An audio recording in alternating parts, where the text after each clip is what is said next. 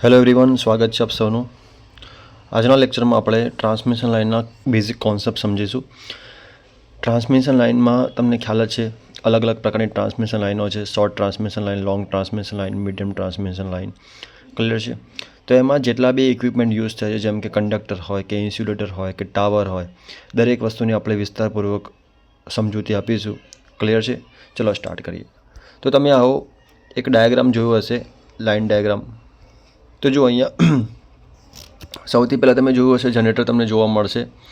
Thermal power plant હોય કે nuclear power plant હોય, તેમાં તમને 11.5 એટલે કે 11 kVની આસપાસ તમને આઉટપુટ મળતો હોય છે. ત્યાર પછી આપણે સ્ટેપ અપ ટ્રાન્સફોર્મર લગાવીશું. ક્લિયર? આ જે વસ્તુ જે છે એને શું કહીશું? પ્રાઇમરી ટ્રાન્સમિશન લાઇન કહીશું. ત્યાર પછી તમે જુઓ અહીંયા 220 kVનું 66 kVમાં આપણે સ્ટેપ ડાઉન કરીશું.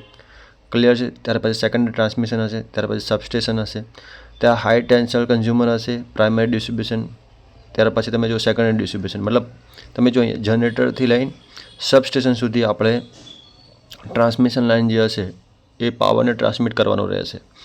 તો એમાં આપણે જેટલા બી ઇક્વિપમેન્ટની જરૂર પડશે, જેમ કે તમને એક એક્ઝામ્પલ દ્વારા તમને સમજાવું. સૌથી પહેલાં તમે જોઈ શકો છો આ ટાવર. અલગ અલગ પ્રકારના ટાવર હોય છે. એમાં ઉપર તમે જો અર્થ વાયર હશે, આ અહીંયા અર્થ વાયર છે, ક્રોસ આમ અહીંયા અર્થ વાયર છે, આ કંડક્ટર આપેલા છે. અહીંયા અલગ અલગ પ્રકારનું મટીરિયલ યુઝ થતું હોય છે. ક્લિયર છે? કેમ કે લોસીસ તમને ખ્યાલ જ છે, આ સ્ક્વેર લોસીસ ન થાય એના માટે આપણે શું કરતા હોઈએ છીએ? કંડક્ટરનું સારું એવું મટીરિયલ યુઝ કરતા હોઈએ છીએ. ડેમ્પરનો યુઝ થતો હોય છે. ક્લિયર? ઇન્સ્યુલેટર ઘણા બધા પિન ટાઈપ છે, સસ્પેન્શન ટાઈપ છે, સેકલ ટાઈપ ઇન્સ્યુલેટર, અલગ અલગ પ્રકારના ઇન્સ્યુલેટર હોય છે. તો ટાવર જો તમે અલગ અલગ પ્રકારના તમે ટાવર જોઈ શકો છો. એમાં lattice self supported horizontal structure છે એક આ. ત્યાર પછી અમે lattice self supported delta structure છે. ક્લિયર છે? ત્યાર પછી તમે જુઓ અહીંયા વર્ટિકલ સ્ટ્રક્ચર છે. અને આ તમે આપણી ઘરની આસપાસ આ પ્રકારના તમે જોયા હશે, એચ ફ્રેમમાં હશે, અથવા તમે જુઓ આપણી ઘરની આસપાસ જુઓ સિંગલ શાફ્ટવાળા તમને જોવા મળશે, ટ્યુબ્યુલરમાં જોવા મળશે, એચ ફ્રેમવાળા પણ તમને જોવા મળશે. ક્લિયર? કેટલાક સ્ટીલના હશે, કેટલાક વુડના હશે, કેટલાક અલગ જ પ્રકારનું એમાં મટીરિયલ યુઝ થતું હોય છે. ક્લિયર છે? ચલો તો જો અહીંયા ઇન્સ્યુલેટર અહીંયા સ્ટ્રિંગ હશે, ક્રોસ આર્મ, આવા બી તમે ટાવર જોયેલા હશે. અને મોસ્ટલી આ એવી જગ્યાઓ હશે જેમ કે કોઈ ફાર્મ ખેતર હશે. ક્લિયર છે? એવી ખુલ્લી જગ્યામાં આ ઇન્સ્ટોલ કરવામાં આવે છે. ચાલો હવે જો ખાસ સમજો તમે. હવે આમાં જે કંડક્ટર યુઝ થાય છે એ કયા પ્રકારનું કંડક્ટર હોઈ શકે? તો ACSS aluminium conductor, steel supported. પણ એમાં કેવું અલગ અલગ વોલ્ટેજ હોય. જેમ કે આપણે વાત કરીએ અહીંયા તમે જો પ્રાઇમરી જે વોલ્ટેજ હશે, પ્રાઇમરી ટ્રાન્સમિશન લાઇનને જરૂરી નહીં કે 220 kV જ હોય. અલગ અલગ કિલોવોટના વોલ્ટેજ હોઈ શકે. જેમ કે જો 152 પણ હોઈ શકે, 400 kVના પણ હોઈ શકે, 765ના પણ હોઈ શકે. ક્લિયર? ડિપેન્ડ કરે છે આ ટ્રાન્સફોર્મર પર. સેકન્ડરી ટ્રાન્સમિશન લાઇનની વાત કરીએ આપણે તો 66 kVના હશે, 66 kVના પણ હોય, 33 kVના પણ હોય, તમે જોયા હોય તો. ત્યાર પછી તમે જો ડિસ્ટ્રીબ્યુશન સિસ્ટમ હશે. ડિસ્ટ્રીબ્યુશનમાં જુઓ પ્રાઇમરી સેકન્ડરી ડિસ્ટ્રીબ્યુશન સિસ્ટમમાં 33 kV, 6.6, 3.3, 1.1. ક્લિયર? તો આ તમે જો 11ના ગુણાંકમાં તમને જોવા મળશે.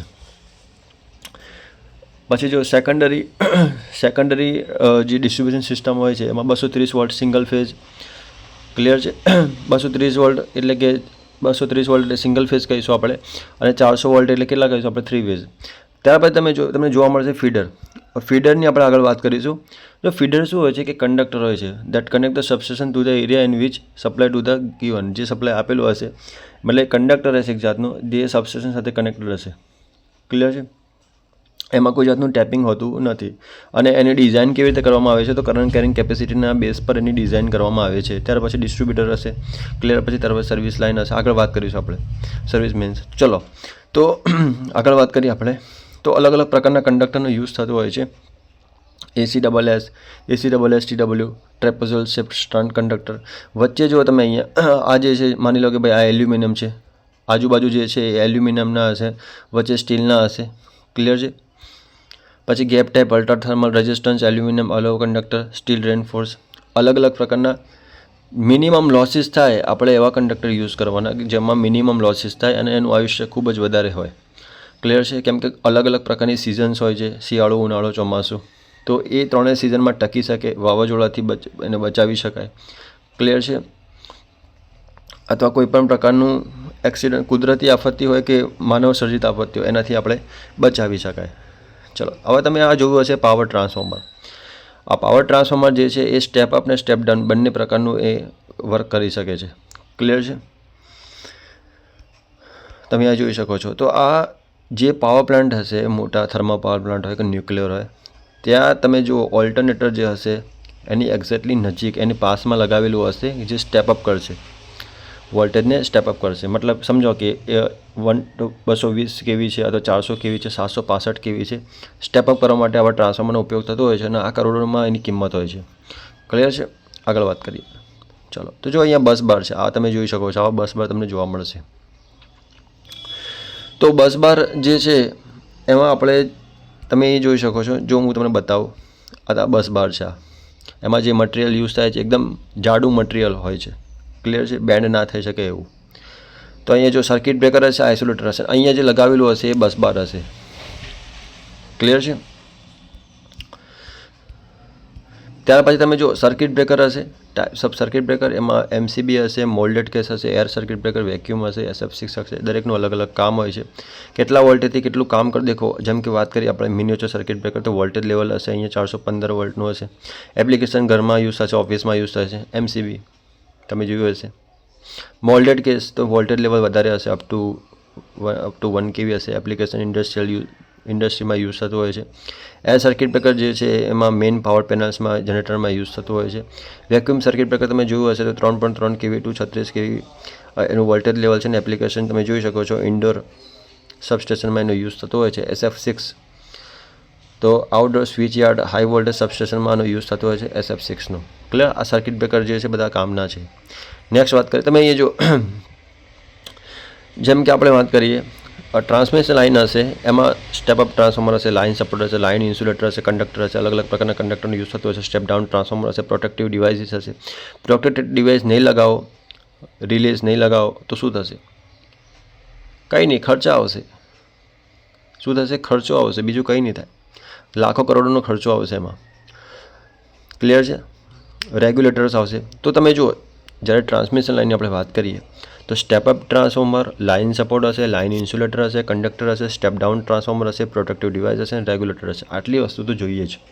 કોઈ બી વસ્તુ બનાવી હોય, જેમ કે ચા બનાવી હોય મારે, તો શું જોઈશે? પાણી જોઈશે, દૂધ જોઈશે, ખાંડ જોઈશે, ચા જોઈશે, ચા પત્તી આવે છે એ જોઈશે. ક્લિયર. તો આ બધી વસ્તુ નહીં હોય તો ચા નહીં બને. એવી રીતે ટ્રાન્સમિશન લાઇન જો ડિઝાઇન કરવી હોય તો આ વસ્તુ ફરજિયાત તમારી પાસે હોવી જરૂરી છે. સ્ટેપ અપ ટ્રાન્સફોર્મર છે, લાઇન સપોર્ટ છે, લાઇન ઇન્સ્યુલેટર છે, કંડક્ટર છે, સ્ટેપ ડાઉન ટ્રાન્સફોર્મર છે, પ્રોટેક્ટેડ ડિવાઇસ છે, રેગ્યુલેટર. ઇન્સ્યુલેટર તમે અલગ અલગ પ્રકારના આવા ઇન્સ્યુલેટર જોયા હશે. ડિસ્ક હશે, ગ્લાસ હશે, પિન ટાઈપ હશે, પોસ્ટ ઇન્સ્યુલેટર હશે, સસ્પેન્શન, સ્ટ્રેઇન ઇન્સ્યુલેટર, સાયકલ છે, એગ છે, ડીન transformer insulator, railway, spool insulator for precipitator. ચલો, તફાવતના સ્વરૂપમાં આપણે ખબર પડશે વધારે. તો જો પિન ટાઈપ ઇન્સ્યુલેટર હોય છે 11 થી 33 kVમાં એનો યુઝ થતો હોય છે. Intermediate pole on straight run ત્યાં એનો યુઝ થતો હોય છે. પિન ટાઈપ ઇન્સ્યુલેટર 11 થી. જો પિન ટાઈપ ઇન્સ્યુલેટર તમે જુઓ એ ક્યાં આ રહ્યો pin type insulator. Pin type insulator છે. ચાલો આગળ વાત કરીએ. Suspension type insulator generally use in steel ટાવરની અંદર તેનો યુઝ થતો હોય છે. તેની ક્ષમતા 33 થી 800 kVની હોય છે. સ્ટ્રેન ઇન્સ્યુલેટર તો at head ends of line or corner or shaft cup. તો સ્ટ્રેન ઇન્સ્યુલેટરની કેપેસિટી 33 થી 800 kVની હોય છે. જો સ્ટ્રેન ઇન્સ્યુલેટર ક્યાં ગયું તમે જો તમને બતાવી દઉં. સ્ટ્રેન ઇન્સ્યુલેટર આ રહ્યું, આવું સ્ટ્રેન ઇન્સ્યુલેટર આવે. નેક્સ્ટ વાત કરીએ સ્ટ્રેન સાયકલ ટાઈપ હશે. લો વોલ્ટેજ ડિસ્ટ્રીબ્યુશન લાઇન અંદર યુઝ થાય છે. બિલો 650 વોલ્ટેજમાં એનો યુઝ થતો હોય છે. Post insulator both low and high વોલ્ટેજના અંદર યુઝ થતો હોય છે. સબસ્ટેશનમાં તમે જોયું હોય તો તેનો યુઝ થતો હોય છે. ડિસ્ટ્રીબ્યુશન વોલ્ટેજમાં તમે જો સ્ટે ઇન્સ્યુલેટરનો યુઝ થતો હોય છે સ્ટે વાયર માટે. અને રીલ ઇન્સ્યુલેટરમાં તમે જો 250 વોલ્ટથી તો 1000 વોલ્ટમાં ત્યાં તેનો યુઝ થતો હોય છે. Providing spacing between conductor of low tension lines. Clear. તો આ તમે જોઈ શકો છો ઇન્સ્યુલેટરની ચર્ચા આપણે વિગતવાર આગળ કરીશું. આ ખાલી તમને બેઝિક ઓવરવ્યૂ આપું છું. હવે જો અંડરગ્રાઉન્ડ કેબલ અને ઓવરહેડ.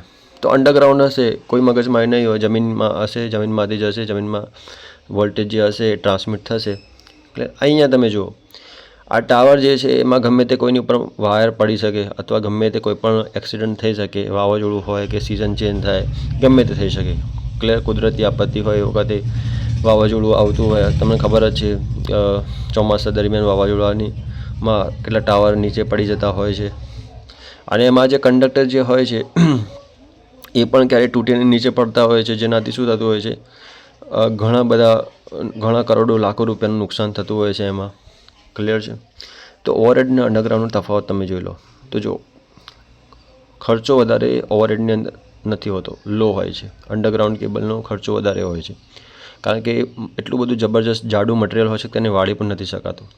વર્કિંગ વોલ્ટેજ જે હોય છે એસીમાં 765 કેવી હોય છે અને આમાં 800 કેવી હોય છે ડીસીમાં. આમાં 132 કેવી ફિક્સ હોય છે. મેન્ટેનન્સ કોસ્ટ આમાં હાઈ હોય છે. મેં તમને વાત કરી ને ઓવરહેડ સિસ્ટમમાં, કેમ કે ગમે ત્યારે ટાવર કોઈની પર પડે, નીચે પડે અથવા જમીન પર પડે, બરાબર. મેન્ટેનન્સ કોસ્ટ લો હોય છે. ફ્રિકવન્સી ઓફ ફોલ્ટ અહીંયા વધારે હશે, અહીંયા લેસ હશે. વોલ્ટેજ ડ્રોપની વાત કરીએ તો અહીંયા હાયર હશે, બિકોઝ ઓફ ઇન્ડક્ટન્સ. અહીંયા કેપેસિટન્સની ઇફેક્ટિવ હોય છે. ફોલ્ટ લોકેશન એમાં ઇઝી તમને મળી જાય. આમાં ડિફિકલ્ટ, ગમે ત્યાં ખાડા ખોદવા પડે, ક્યાં ફોલ્ટ છે ખબર જ ના પડે. Charging current, less charging current હશે, આમાં વધારે ચાર્જિંગ હશે. ઇન્ટરફિયરન્સ આમાં ઇફેક્ટ હશે, આમાં નોટ ઇફેક્ટેડ હશે. તો આ જે છે તમે જોઈ શકો છો અંડરગ્રાઉન્ડ કેબલ છે, આ ઓવરહેડ છે, એના ડિફરન્સ તમે જોઈ શકો છો. સ્ક્રીનશોટ લઈ લેજો. ક્લિયર છે. ચલો ફીડર ડિસ્ટ્રીબ્યુટર સર્વિસ મેઇન લાઇનની વાત કરી લઈએ આપણે.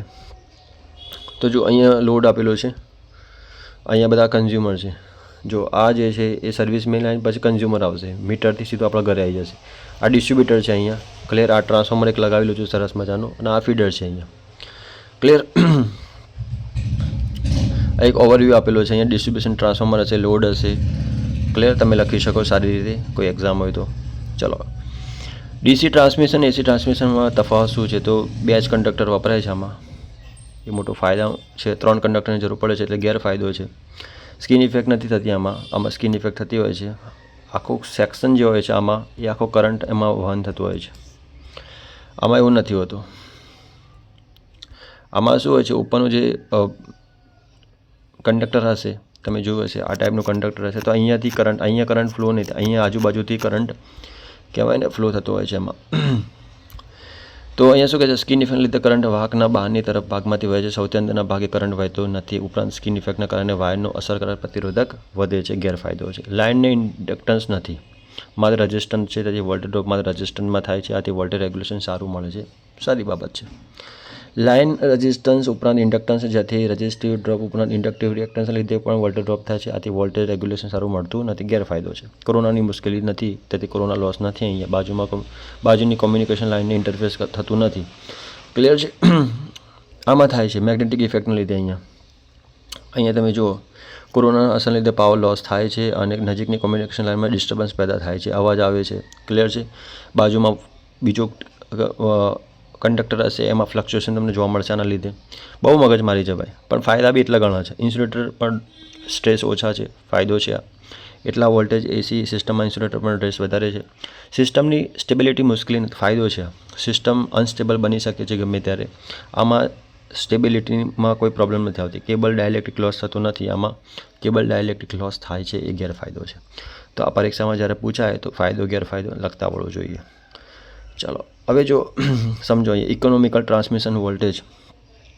ધારો કે તમે સમજો અહીંયા કે અહીંયા જે ઇકોનોમિકલ ટ્રાન્સમિશન વોલ્ટેજ છે, મતલબ ઓછા પૈસામાં સારામાં સારું જે ટ્રાન્સમિશન વોલ્ટેજ છે કેવી રીતે મેળવી શકાય. એક એક્ઝામ્પલ આપેલો છે કે 50 કિલો, જો અહીંયા એક્ઝામ્પલ આપેલું સરસ મજાનો, 50 કિલોમીટર લાઇન આપેલી છે, 50 કિલોમીટર લાંબી લાઇન આપે છે. 600 કેવી લાઇન માટે વોલ્ટેજની ગણતરી કરો. વોલ્ટેજની ગણતરી કરવાની છે, કેટલા વોલ્ટેજ જશે. તો જો આ સૂત્રની અંદર ખાલી તમારે એલની કિંમત મૂકવાની રહેશે. એલ કેટલા આપેલા છે, તો 50 કિલોમીટર. ક્લિયર છે. ભાગ્યા 150 તમે કરશો તમને મળી જશે આ 32.5 કેવી. સૂત્ર યાદ રાખજો, ઇકોનોમિકલ ટ્રાન્સમિશન વોલ્ટેજ માટે 5.5 under root 0.62 L plus Q by 150. Q શું છે અહીંયા, તો ક્યુ જે છે આપણો કેવી, એમાં તમે જુઓ અહીંયા 600 કેવી આપેલા છે, તો 600 કેવી તમારે અહીંયા મૂકવાના રહેશે. એટલે 0.62 ગુણ્યા 50 પ્લસ 600 ભાગ્યા 150 કરશો તમે તો 32.5 કેવી તમને જોવા મળશે. નેક્સ્ટ વાત કરીએ. હવે જો આ જે છે એ વોલ્યુમ છે, સાદી 2 વાયર ડીસી સિસ્ટમ હશે, મિડ પોઈન્ટ અર્થ કરેલ ડીસી 2 વાયર સિસ્ટમ હશે, એક વાહક અર્થ કરેલી એસી સિંગલ ફેઝ 2 વાયર સિસ્ટમ હશે.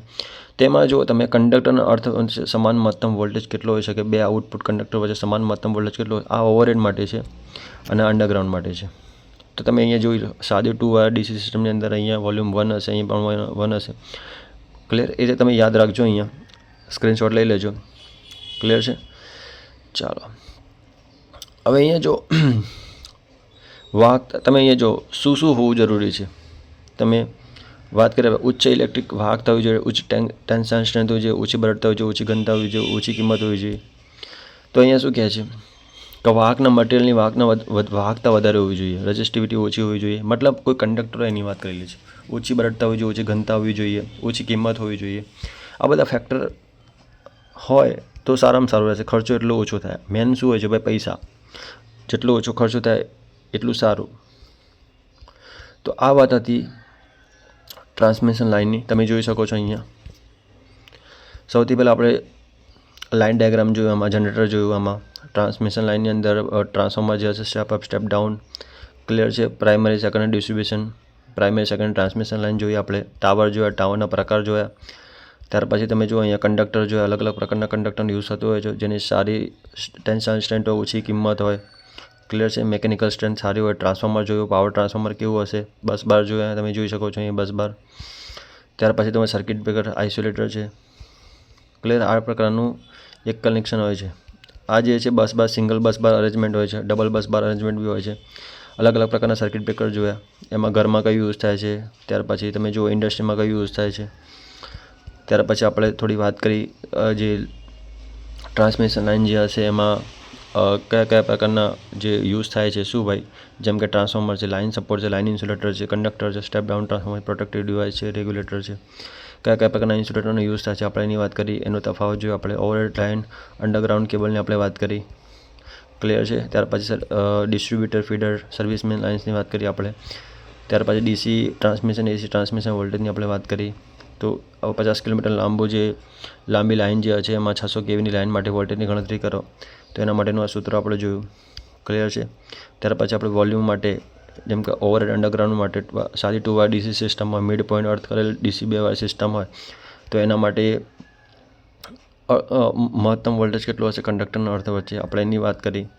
ક્લિયર છે? કંડક્ટર જે હશે એમાં શું હોય તો સારામાં સારું, તો પ્રાપ્યતા, ઓછી કિંમત, ઓછી ઘનતા, ઓછી બરડતા, ઉચ્ચ ટેન્સાઇલ સ્ટ્રેન્થ હોય છે, ઉચ્ચ ડાયલેક્ટ્રિક વાહકતા હોવી જોઈએ. ક્લિયર છે? તો આ બધી વાત આપણે કરી છે. ક્લિયર? જય હિન્દ.